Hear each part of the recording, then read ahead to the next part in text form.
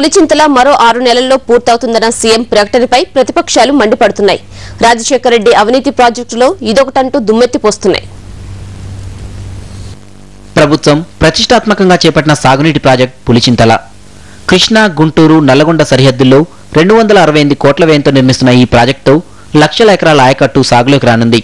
అయితే ఈ ప్రాజెక్టును 6 నెలల్లో పూర్తి చేస్తామని ముఖ్యమంత్రి రాజశేఖర రెడ్డి ఇటీవల హామీ ఇచ్చారు. అయితే ఇది సాధ్యం కాదంటున్నాయి ప్రతిపక్షాలు. ఈ ప్రాజెక్టును సందర్శించిన నందిగామ ఎమ్మెల్యే దేవినేని ఉమామహేశ్వరరావు పనులు నత్తనడకన సాగుతున్నాయని విమర్శించారు.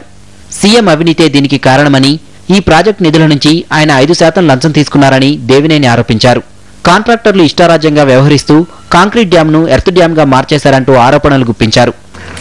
ఇవాళ ఫస్ట్ ఈపీసీ ప్రాజెక్ట్నే, ఇవాళ ప్రెస్టీజియస్ ప్రాజెక్ట్నే, పులిచింతల ప్రాజెక్ట్ని ఈ విధంగా మీరు బిల్లులు పెండింగ్ పెట్టి కాంట్రాక్టర్ నత్తనడక నడుస్తూ ఉంటే నిన్న ముఖ్యమంత్రి గారు బడాయి కబుర్లు చెప్తా ఉన్నాడు.